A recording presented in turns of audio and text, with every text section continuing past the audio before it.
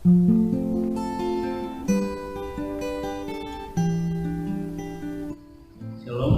selamat hari Minggu Bapak Ibu yang dikasih dalam Tuhan Yesus Kristus. Selamat berjumpa kembali dalam pelayanan kita pada hari ini. Saya percaya kita semua tetap diberikan sukacita dalam beribadah bersama dengan keluarga kita di rumah masing-masing.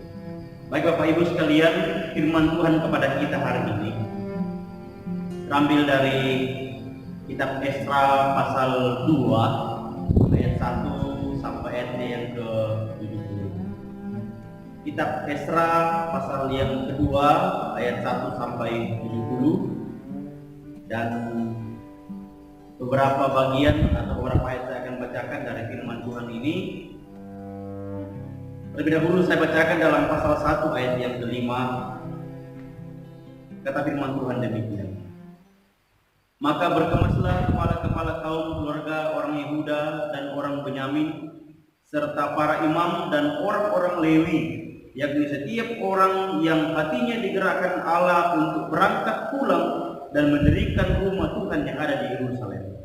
Dan segala orang di sekeliling mereka membantu mereka dengan barang-barang perak, dengan emas, harta benda, dan ternak, dan dengan pemberian yang indah-indah, selain dari segala sesuatu yang dipersembahkan dengan sukarela.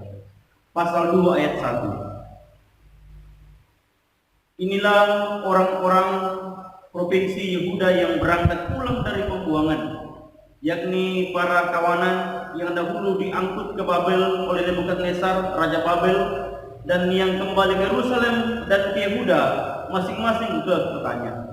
Mereka datang bersama-sama dengan Zerubabel, Yesua, Nehemia, Seraya, Relaya, Mordekai, Bilsan, Mispar, Bikwai, Rehum, dan Baan. Demikian yang saya bacakan dari perikop kita pada saat ini. Dan tema kita pada hari ini adalah bersiap untuk mudik. Bersiap untuk mudik. Bapak Ibu yang kasih dalam Tuhan Yesus, mudik adalah satu kegiatan yang dilakukan oleh para perantau atau para pekerja yang pulang ke kampung halaman masing-masing. Di negara kita Indonesia, kegiatan mudik ini adalah merupakan agenda tahunan pada saat hari-hari raya seperti Lebaran, hari Natal, dan juga hari-hari raya lainnya. Saat ini sedang ramai-ramainya orang berbicara tentang mudik di tengah pandemi virus corona. Ada banyak orang yang tidak bisa pulang ke kampung halamannya karena kondisi yang tidak memungkinkan. Mudik bukan cuma agenda atau kegiatan yang ada di Indonesia, di negara lain pun juga ada hal yang sama. Bahkan Bapak Ibu, ribuan tahun yang lalu hal ini pun juga sudah ada.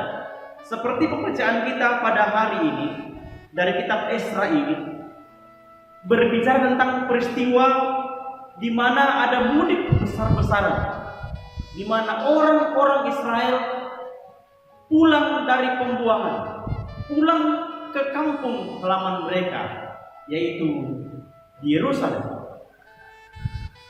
Dan ini waktu yang begitu mereka nanti-nantikan, momen yang mereka nanti-nantikan. Betapa tidak Bapak Ibu, 70 tahun lamanya mereka ada di pembuangan. 70 tahun bukan waktu yang singkat. Betapa bahagianya mereka saat mereka akan pulang ke kampung halaman yang telah ditinggalkan 70 tahun lamanya. Saya kira kita semua juga merasakan hal yang sama. Bahagia jika kita pulang ke kampung halaman kita, berjumpa dengan keluarga handai tolan. Bapak Ibu kekasih, selain dari mudik ke kampung halaman kita masing-masing, satu hal yang perlu kita pahami bahwa ada yang namanya mudik abadi atau mudik kekal, yaitu kembali ke rumah kita yang sesungguhnya, yaitu rumah Bapa di sorga. Sebagaimana biasanya ketika orang akan pulang kampung, banyak hal yang dipersiapkan. Jauh-jauh hari sudah mempersiapkan diri. Sama halnya dengan mudik kita ke rumah Bapa di sorga. Banyak hal yang perlu kita persiapkan dan perlu kita perhatikan dengan baik. Karena itu Bapak Ibu sekalian, melalui firman Tuhan pada hari ini, kita akan melihat hal-hal apa saja yang perlu kita perhatikan sekaitan dengan mudik abadi. Yang pertama adalah tiket. Saya bacakan firman Tuhan di dalam Yohanes pasal 14 ayat 6. Yohanes 14 ayat 6 kata firman Tuhan. Kata Yesus kepadanya, "Akulah jalan dan kebenaran dan hidup. Tidak seorang pun yang datang kepada Bapa kalau tidak melalui." Bapak Ibu yang dikasihi, seseorang dinyatakan bisa ikut dalam sebuah penerbangan jika dia punya tiket. Tiket itu adalah syarat mutlak seseorang itu bisa diikutkan dalam sebuah penerbangan. Sama ketika kita menggunakan sarana yang lain, kapal laut, kereta api, bis dan lain sebagainya. Seseorang bisa ikut jika dia punya karcis, bukti bahwa dia sah sebagai seorang penumpang. Sama halnya dengan itu Bapak Ibu, bahwa untuk bisa diikutkan di dalam perjalanan pulang ke rumah Bapa di sorga, mudik abadi itu, kita harus punya tiket. Tiketnya apa? Firman Tuhan tadi jelas mengatakan bahwa tiket kita adalah iman di dalam Tuhan Yesus Kristus. Karena itu, pastikan bahwa kita sudah punya tiket ini, yaitu iman dalam Tuhan Yesus, sehingga memungkinkan kita untuk bisa ikut dalam perjalanan pulang ke rumah Bapa di sorga. Yang kedua, hal yang perlu kita pahami dan perlu kita perhatikan untuk mudik ini adalah paspor.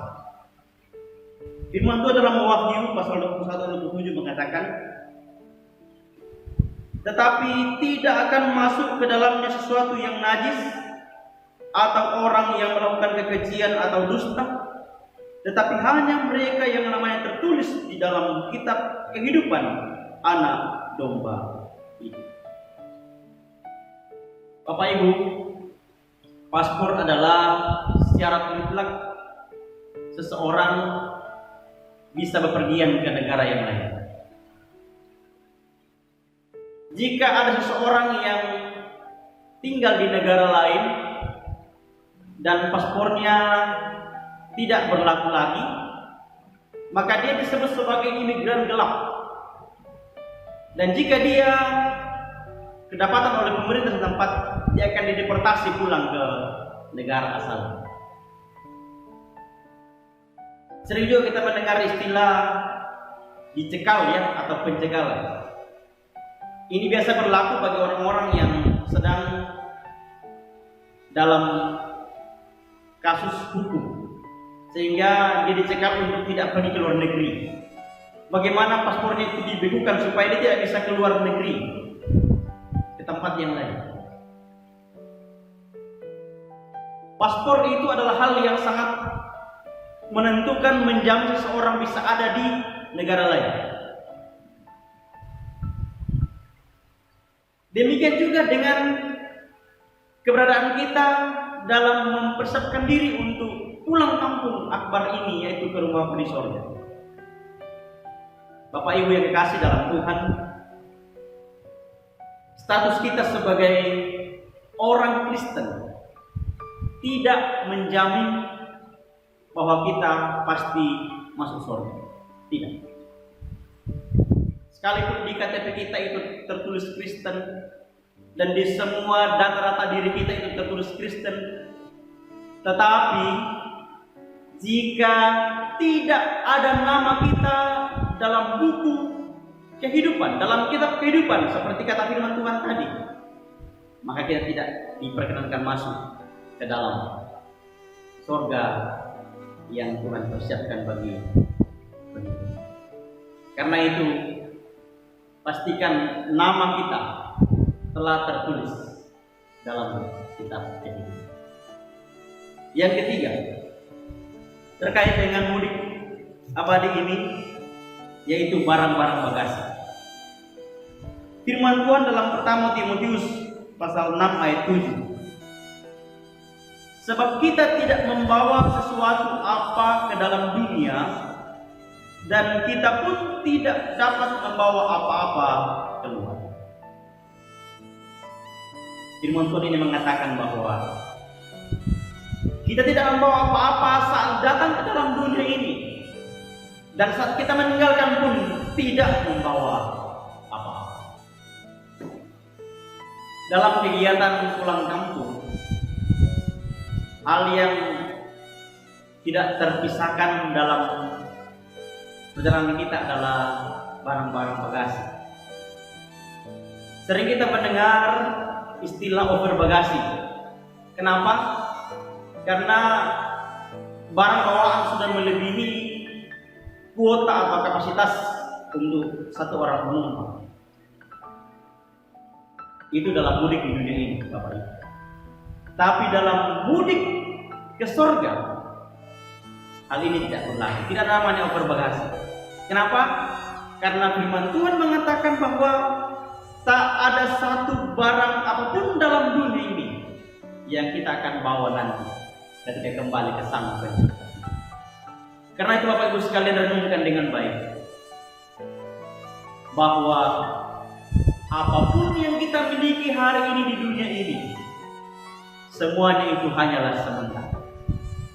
Semewah apapun yang kita miliki, tak satu pun yang kita akan bawa saat kita pulang menghadap Sang Pencipta.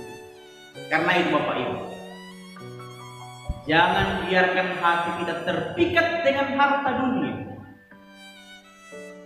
sehingga membuat kita lalai mempersiapkan diri untuk mudik berjumpa dengan Tuhan.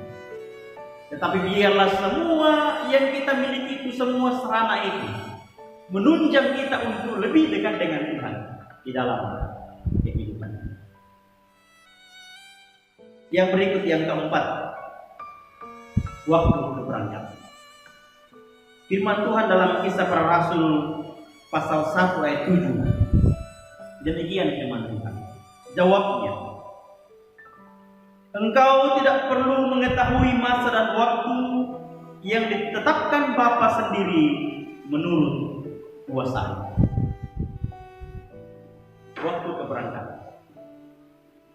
Jika mudik ke kampung halaman kita, tentu sudah jauh-jauh hari kita sudah mempersiapkan kapan kita mau berangkat.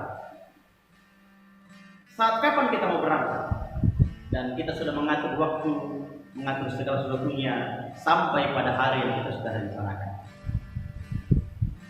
Tetapi untuk mudik ke rumah abadi kita di surga, tak seorang pun yang tahu kapan waktu. Firman Tuhan tadi jelas mengatakan bahwa tak seorang pun yang tahu masa dan waktu yang ditetapkan oleh Bapa di surga. Firman Tuhan dalam Matius 24 ayat 36 mengatakan demikian. Tetapi tentang hari dan saat itu tidak seorang pun yang tahu. Malaikat-malaikat di surga tidak, dan anak pun tidak, hanya Bapa sendiri. Karena waktunya tidak ada yang tahu, karena itu yang menjadi tanggung jawab kita adalah selalu berjaga-jaga, siap sedia sehingga kapanpun hari Tuhan itu tiba, kita didapati setia dalam menantikan kedatangannya yang kedua. Yang berikut, yang kelima, yang perlu kita perhatikan sehubungan dengan persiapan mudik ini adalah jalur keberangkatan. Firman Tuhan dalam 1 Tesalonika 4 ayat 17 mengatakan, sesudah itu kita yang hidup, yang masih tinggal, akan diangkat bersama-sama dengan mereka dalam awan menyongsong Tuhan di angkasa. Demikianlah kita akan selama-lamanya bersama-sama dengan Tuhan. Ada banyak sarana yang dipakai orang untuk pulang ke kampungnya saat ini. Bisa dengan jalur udara, laut, darat, dan dengan berbagai sarana penunjang yang ada. Tetapi untuk kembali berjumpa dengan Tuhan, kembali ke sorga, maka firman Tuhan dengan jelas mengatakan di sini bahwa kita akan diangkat dan menyongsong Tuhan di angkasa. Bahwa orang-orang yang mati di dalam Tuhan akan dibangkitkan, dan orang-orang masih hidup akan diubahkan dalam sekejap dengan tubuh kemuliaan, dan semua akan berjumpa dengan Tuhan di awan-awan, menikmati pesta anak domba dan menikmati sukacita yang kekal di dalam surga yang Tuhan siapkan kepada setiap orang yang percaya dengan sungguh. Itu hal yang kelima, Bapak Ibu, jalur. Dan yang terakhir, akomodasi atau tempat tinggal. Firman Tuhan dalam Yohanes 14 ayat 2 mengatakan, di rumah Bapakku banyak tempat tinggal. Jika tidak demikian, tentu aku mengatakannya kepadamu. Sebab aku pergi ke situ untuk menyediakan tempat bagimu. Akomodasi atau tempat tinggal. Jika kita memperhatikan kegiatan mudik di Indonesia ini, tadi kita melihat ada orang yang berdesak-desakan di pelabuhan untuk menuju ke kapal karena takut tidak kebagian tempat di kapal. Bagaimana orang berjubel naik di kereta api, bahkan ada yang sampainya di atap, karena tidak ada lagi tempat yang tersedia dalam gerbong kereta itu. Ada orang yang bergelantungan di pintu-pintu bis karena tidak lagi tempat yang tersedia. Bagaimana orang berupaya berlomba-lomba supaya kebagian tempat. Itu mudik dalam mudik. Tetapi dalam mudik kembali ke rumah kita di sorga, hal itu tidak berlaku. Karena firman Tuhan mengatakan, Yesus mengatakan bahwa di rumah Bapakku banyak tempat tinggal. Yesus mengatakan, saya pergi ke sana untuk menyiapkan tempat bagimu. Pada hari Kamis yang akan datang, jika kita masih diberi umur panjang oleh Tuhan, kita akan memperingati kenaikan Tuhan Yesus ke surga. Bahwa ketika Tuhan Yesus akan terangkat ke surga, dia mengatakan kepada para muridnya, saya akan pergi mempersiapkan tempat untuk kamu, dan ketika telah genap waktunya, saya akan kembali untuk menjemput setiap orang yang percaya kepada. Karena itu Bapak Ibu, tidak perlu khawatir. Ada begitu banyak tempat tersedia di surga yang menjadi tanggung jawab kita bagaimana kita dengan sungguh-sungguh mempersiapkan diri untuk menghadapi kegiatan takwa.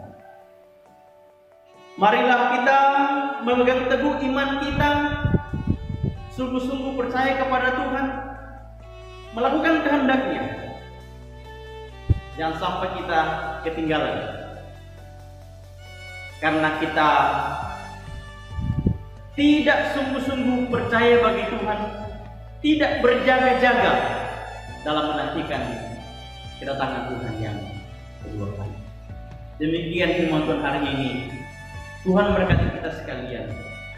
Berjaga-jagalah, siap sedialah untuk menantikan kedatangan Tuhan yang kedua kali. Mudik kembali berjumpa dengan Sang Pencipta kita di surga yang abadi. Amin. Mari kita berdoa. Dan bersyukur kepada Allah firman-Mu yang kami dengarkan hari ini. Di dalamnya kami boleh diingatkan bersama-sama bahwa satu kali kelak kami akan meninggalkan dunia ini dan kembali ke rumah kami sesungguhnya, itu surga yang kekal yang dipersiapkan kepada setiap orang yang percaya. Karena itu, biarlah kami senantiasa berjaga-jaga di dalam Tuhan, sehingga ketika saatnya tiba, kami akan menjadi murid-murid yang setia dan akan berjumpa dengan Tuhan di dalam pesta anak domba. Kemuliaan, keabadian, kekekalan menjadi mimpi. Terpujilah Tuhan. Ini doa kami, dalam nama Tuhan Yesus kami berdoa. Amin.